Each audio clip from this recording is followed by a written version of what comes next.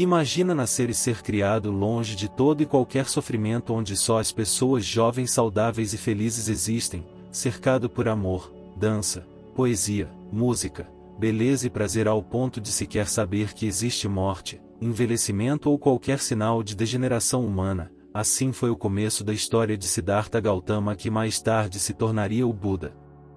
Quando recém-nascido por volta do sexto século a.C., foi profetizado que Gautama se tornaria o maior operador que o mundo já viu, ou um grande líder espiritual.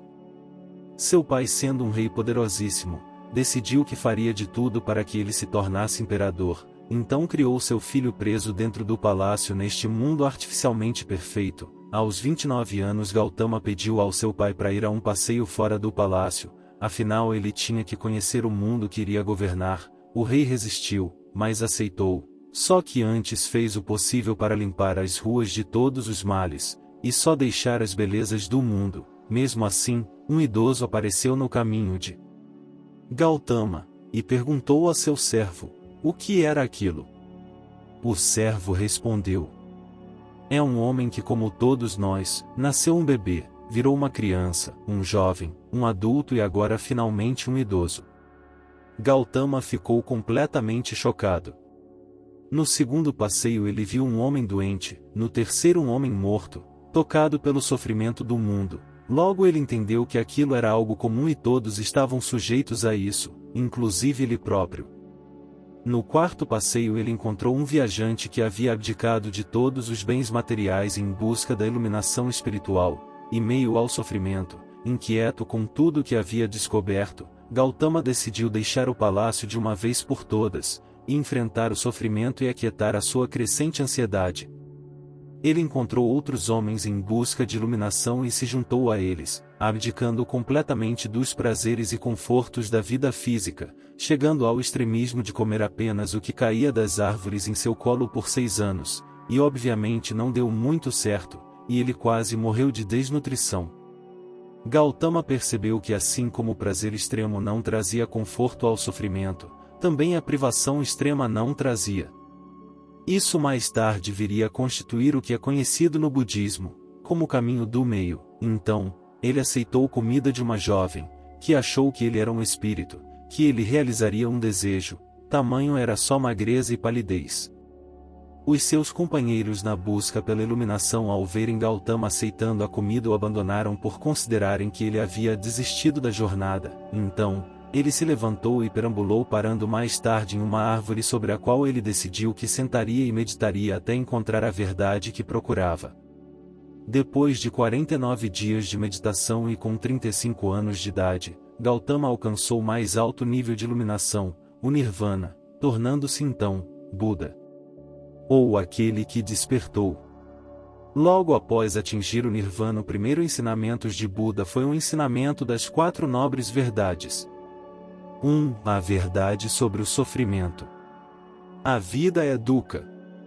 Muitas vezes isso é traduzido como a vida é sofrimento, mas dukkha não tem uma tradução exata. Pode significar desde uma mera insatisfação, até o sofrimento mais profundo. Tudo no mundo é impermanente, por isso dentro da experiência de felicidade, existe a causa de uma experiência de insatisfação. Sofremos porque não temos algo. Quando conseguimos algo, sofremos por medo de perder.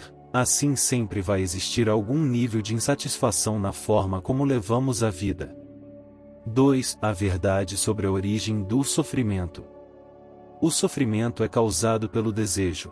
Como tudo é impermanente, o desejo nunca é satisfeito, pois muda assim que é alcançado. 3. A verdade sobre o fim do sofrimento. O que causa um sofrimento não é o fato de não alcançarmos o objeto de desejo, seja fama, status, sexo, dinheiro, etc., mas sim, o desejo em si, é o nosso apego ao resultado, ao que é externo, que nos faz sofrer. O sofrimento acaba quando nos libertamos do desejo e não quando conquistamos. Mesmo assim, desapego não significa que você não deve ter nada, mas que nada deve ter você. 4. A verdade do caminho para a cessação do sofrimento. Esse é o caminho do meio que vimos antes, que foge dos extremos do prazer e da privação, e se baseia na harmonia e moderação. é por aí que podemos acabar com o sofrimento. Ele é dividido em 8 partes, conhecido como Nobre Caminho Óctuplo. 1. Compreensão correta. Enxergar a realidade como ela é, não como queríamos que fosse.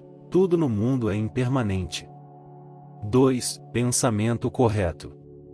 Fazer as coisas pelo motivo certo, não por raiva ou inveja, causando mais sofrimento, mas por amor e compaixão, aliviando o sofrimento. 3. Fala correta. Usar as palavras para o bem, falar a verdade. 4. Ação correta. Agir de forma não agressiva, não causar o mal. 5. Meio de vida correto. Ganhar a vida de forma ética, não ter uma carreira que cause mal aos outros ou a si próprio. 6. Esforço correto. Sempre se esforçar para melhorar com a atitude correta positiva. 7. Atenção correta. Estar presente no momento, não em algo que aconteceu semana passada ou no que pode acontecer na semana que vem. 8. Concentração correta. Conseguir prestar atenção em uma coisa de cada vez através do controle do corpo e da mente, o que por fim para nos ajudar a ver as coisas como realmente são.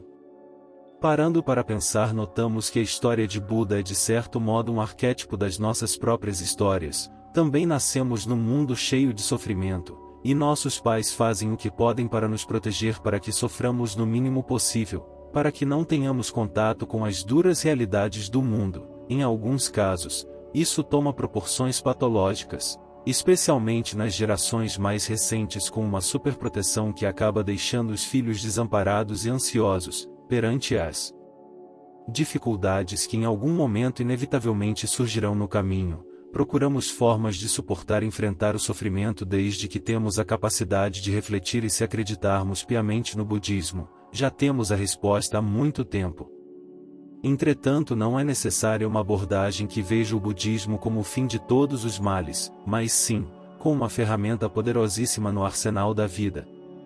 Segundo a tradição budista, Buda não foi um mago, não era filho de Deus, nem o próprio Deus. Buda é simplesmente aquele que despertou. Existiram e existirão vários Budas, e se despirmos o conto dos aspectos místicos, veremos que de certa forma, em certo nível, qualquer um pode se tornar Buda, qualquer um pode despertar, qualquer um pode viver uma vida mais leve e livre da maior parte dos sofrimentos. Precisamos só entender que o budismo não é uma atividade meramente intelectual, mas requer prática e aperfeiçoamento constante. O caminho óctuplo foca bastante na compaixão para com o mundo ao redor. Não causar sofrimento é tão difícil como não sofrer, justamente porque não causar sofrimento é essencial para não sofrer. Mesmo deixando de lado todos os dogmas, ainda assim, a ética, a meditação e viver o momento presente parecem essenciais, se não emergenciais, para aliviar o sofrimento da ansiedade e depressão, e falta de propósito que vivemos hoje em dia. Ninguém nos salva, a não ser nós mesmos. Ninguém pode e ninguém vai. Nós mesmos devemos percorrer o caminho. Buda.